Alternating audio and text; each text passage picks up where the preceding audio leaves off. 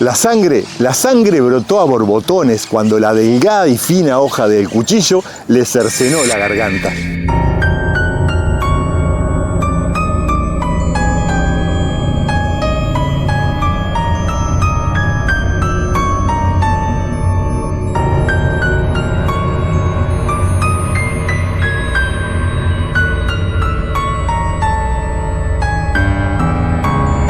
Y así, queridos amigos, moría Antonio Mamerto Gil Núñez como animal para faena. Lo colgaron de la rama de un árbol, cabeza abajo desde los tobillos, para despenarlo. Y como único testigo estaba su verdugo y 4 soldados que hacían parte del regimiento. Y desde ahí nacía la leyenda. Antes de que la delgada hoja del cuchillo, afilada previamente con una piedra por su matador, le cortara el cuello, se dice que Antonio Gil imploró: no me mate, por favor, no me quite la vida. Viene una carta con mi indulto en camino, espere un momento. A lo cual el asesino hizo oídos sordos. Entonces, aquel que iba a ser asesinado cual ganado para faena, le imploró a su matador: por favor, no me quite la vida. Ya está en camino una carta de indulto que me va a salvar. Pero el matador no le hizo caso. Entonces, ante lo inevitable, el gauchito Gil le lanza una frase a su asesino. Pero no se lo dice en tono de revancha, ni mucho menos de venganza, ni mucho menos de alabanza. Le dice muy calmadamente: la sangre de un inocente salvará a otro inocente. La frase lanzada a su matador no fue un grito de libertad y muchísimo menos un grito de venganza, pero al otro día adquiriría un tamaño gigante cuando esta frase se transformara en leyenda. Y ahí quedaba, colgado desde los tobillos en la rama de un árbol, el cuerpo sin vida de quien fuera Antonio Mamerto Gil Núñez. Solamente los caballos se pusieron nerviosos cuando sintieron el olor a la sangre y la tierra rápidamente absorbió el líquido que le daba la vida. Hasta el momento era un hombre simple, con un nombre simple. Pero ¿quién diría que luego se transformaría en el santo pagano más venerado de la República Argentina? Ahí dejaba de ser el hombre simple, ahí dejaba de ser Antonio Gil, para transformarse en algo que la historia catapultaría, para transformarse en el gauchito Gil. Sabido es la tradición religiosa que tiene la República Argentina, y me refiero fundamentalmente a la tradición católica, o sea, la religión católica apostólica romana.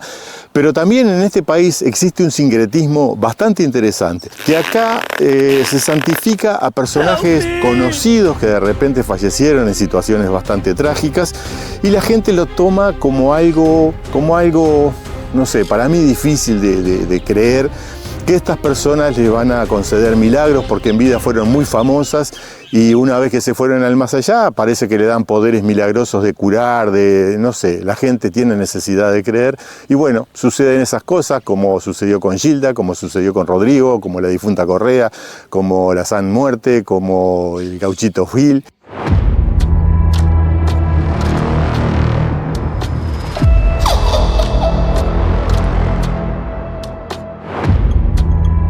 No sé, cosas de fe en la cual no me voy a meter. Fíjense en qué interesante, esta santificación se da meramente por el clamor popular de adjudicarle a estos personajes públicos que tuvieron una vida llena de éxitos, cuando fallecen, poderes milagrosos. Bueno, eso es una cosa interesante de conocer aquí en la República Argentina. Los poderes del santo se agigantan y ya de boca en boca pasan a ser como una especie de leyenda urbana, a tal punto que estos santos tienen su propio día.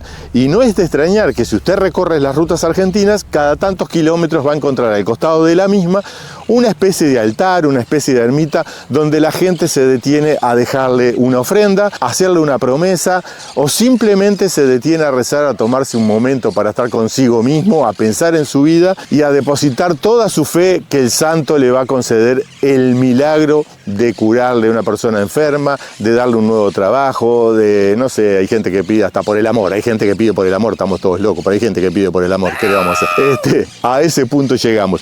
Es el santo más venerado de toda la Argentina y la propia Iglesia Católica tuvo que, bueno, hacer una especie de pacto del cual yo más o menos le voy a contar para no perder más fieles. Sin duda que el santo más venerado, sobre todo en la provincia de Corrientes, de donde él era oriundo, es el Gauchito Gil. Y cada 8 de enero, más de 300.000 personas visitan el santuario principal de Gauchito, ubicado en la localidad de Mercedes, en la provincia de Corrientes, así como también en los cientos de altares regados por todo el territorio argentino. Pero, ¿quién fue realmente el Gauchito Gil? Y les hago esta pregunta porque esta invocación pagana también tiene sus detractores, así que vamos a hablar de verdades, mitos y leyendas. El 8 de enero de 1874, o también puede haber sido 1878, 5 soldados liberales de Corrientes al mando del sargento Velázquez llevaban a Antonio Mamerto Gil Núñez desde Mercedes hasta el departamento de Goya para que fuera juzgado por el peor delito que podía cometer un ciudadano del ejército argentino: desertar. La deserción era considerada una traición, era peor que ser un enemigo, era ser un hombre sin dignidad. Sucede que a mitad de camino los soldados desmontan al prisionero y lo cuelgan en un árbol para llevar a cabo el asesinato. En cuanto a eso, había un clamor popular en Mercedes pidiendo la liberación del preso. Dado a la gran presión popular, el coronel Salazar firma la carta de indulto y se la entrega un chasque, pero el chasque va muy retrasado siguiendo las huellas de la patrulla. El sargento, al saber que la carta va en camino, quiere llevar a cabo su tarea lo más rápidamente posible. Gil le imploró al sargento Velázquez que espere a que llegue tan ansiado indulto, que era aquella carta de perdón firmada por el coronel. El Gauchito Gil, colgado cabeza para abajo, se da cuenta de lo inevitable de lo que va a suceder. Y entonces en ese momento le dice al sargento: si al llegar a su casa ve que su hijo está enfermo de muerte, no se preocupe, invóqueme, diga mi nombre en voz alta que yo se lo salvaré. Enfurecido por estas palabras, el verdugo no dudó y lo despenó de un limpio corte. Se dice que el sargento ordenó a sus soldados decir que lo habían matado porque el hombre había intentado huir. Luego de esto, la unidad volvió a Mercedes, dejando colgado en el árbol el cuerpo de Antonio Mamerto Gil. A todo esto, el sargento había dejado en Mercedes a su mujer y a su pequeño hijo de 5 años. Al pegar la vuelta, después de despenar al desgraciado, se encuentra con el chasque que llevaba la carta de indulto, pero ya era muy tarde. Luego de haber hecho los descargos del por qué había matado al prisionero, porque evidentemente la historia la cuentan los vencedores, el descargo lo hizo ante el coronel Juan de la Cruz Salazar, quien revisó los descargos y dio por terminado el trámite. El sargento se fue a su casa y al llegar se encuentra con la sorpresa de que su mujer está en un mar de llanto porque resulta que su único hijo estaba volando en fiebre y, a palabras del médico que lo estaba revisando, el niño no pasaría de esa noche ya que estaba mortalmente enfermo y él, como médico, ya no podía hacer nada más. Ante esto, el sargento recordó las últimas palabras de Antonio Gil y, cayéndose de rodillas en un incontenible llanto, pidió al por él asesinado que le salvara la vida a su querido hijo, diciendo: perdón, soldado Antonio Mamerto Gil, perdón por no haber esperado que llegara la carta que traía su perdón por parte de la ley, y ahora yo le suplico, salve por favor a mi niño que no tiene culpa alguna. Pasada la noche, el niño no tenía fiebre y ya se encontraba totalmente sano. El sargento volvió cabalgando hasta el sitio en donde le había quitado la vida el Gaucho Gil. Lo encontró como lo había dejado, colgado cabeza abajo en la rama del árbol. Ahí mismo se arrodilló para pedirle perdón y prometió jamás quitar la vida de otro hombre. Cavó un pozo en el suelo donde sepultó el cuerpo y luego, con 2 ramas de un árbol y usando la misma cuerda con la cual lo había colgado para ejecutarlo, hizo una cruz, la cual cavó sobre su tumba. Y ahí ató el pañuelo rojo que llevaba el Gauchito Gil en el cuello, rojo de la sangre que había emanado de su garganta, y allí mismo, totalmente arrepentido de haber hecho lo que hizo, prometió contarle a todo el pueblo el suceso y el milagro que había ocurrido. Milagro que le había otorgado el Gauchito Gil. Milagro que le salvó la vida a su hijo. Existe cierto consenso de que Antonio Mamerto Gil sí existió y que había nacido por allá por 1840 en la localidad de Payubre, en la actualidad llamada Mercedes, hijo de José Gil y de Encarnación Núñez. La temprana pérdida de su padre forjó una personalidad muy fuerte en Antonio, tal es así que se dice que era muy bueno en la lucha cuerpo a cuerpo y en el uso del facón, cosa que era muy bien considerada para las Fuerzas Armadas de la época. Bueno, para hoy también. Dado de que no le temía en absoluto al peligro, fue reclutado por sus cualidades por el ejército argentino y participó en la infame guerra de la Triple Alianza, donde allí conoció los lamentables horrores de la pelea entre pueblos hermanos. Se dice que él no estaba de acuerdo con estas luchas, para nada. Pasadas las guerras de independencia, Argentina se divide en dos partes. Por un lado los unitarios y por el otro lado los federales, también llamados los celestes y los rosados.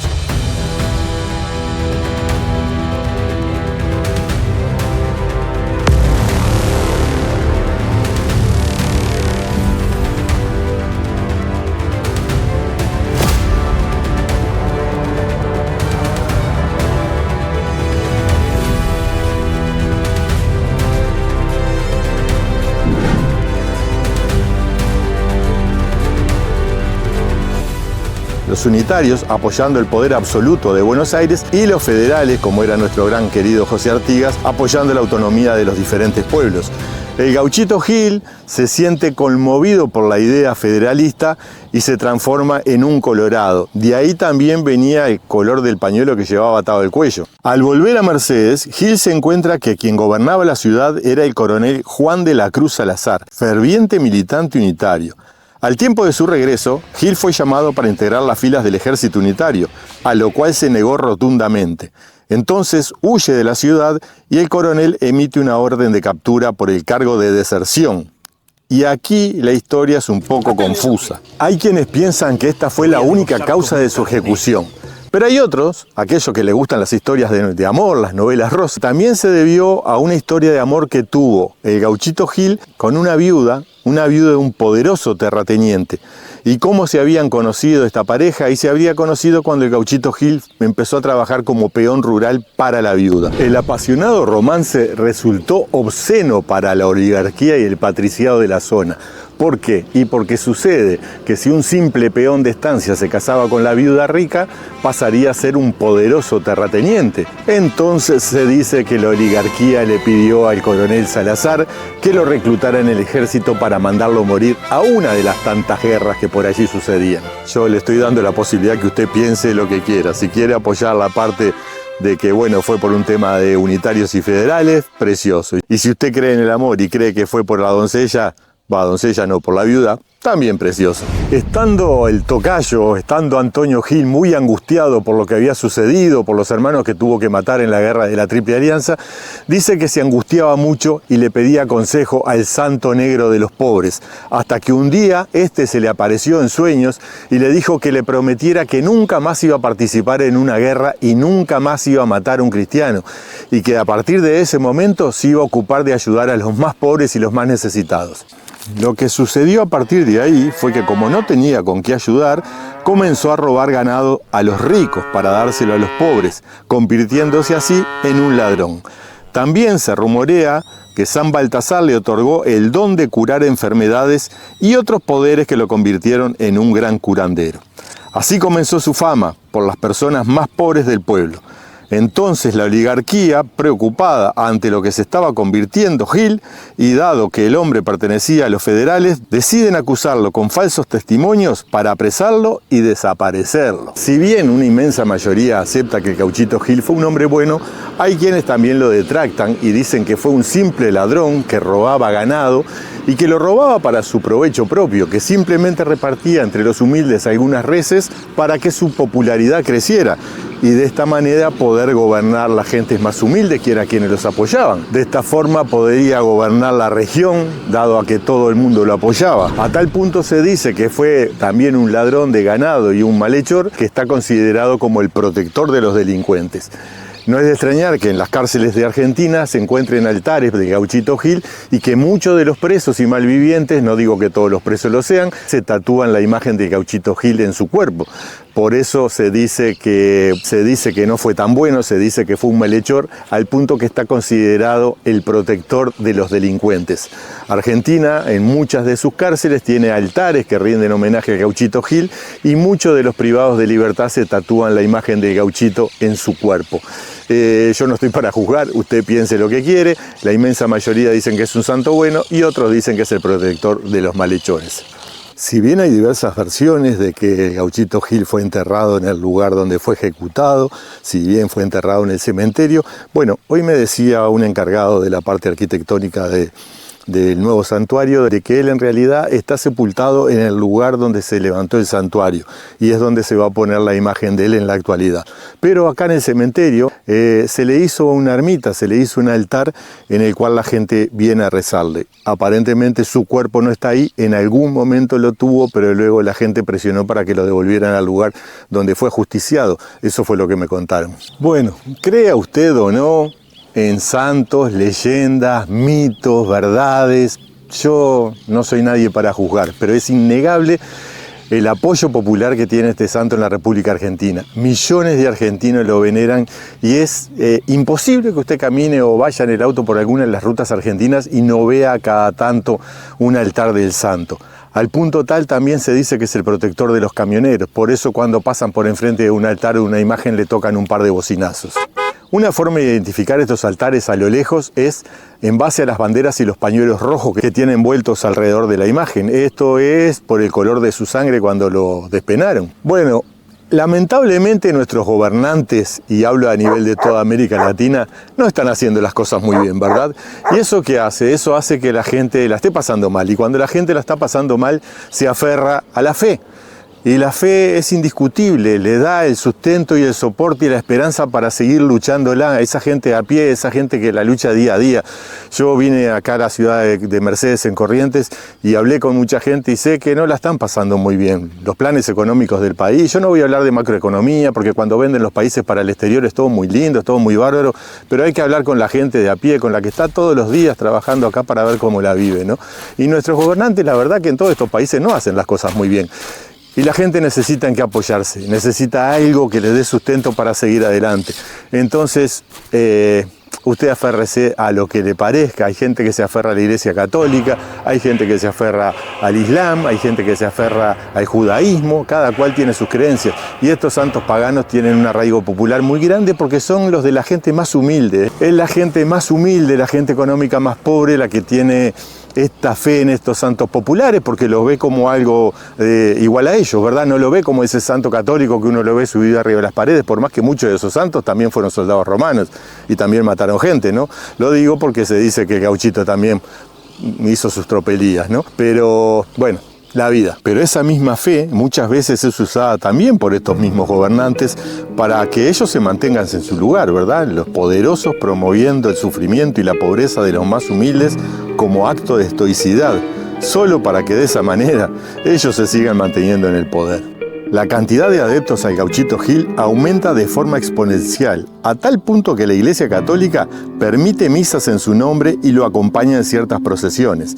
Creo yo que esto es parte del marketing de la Iglesia Católica, para no aumentar la cantidad de fieles que viene perdiendo desde ya hace un tiempo.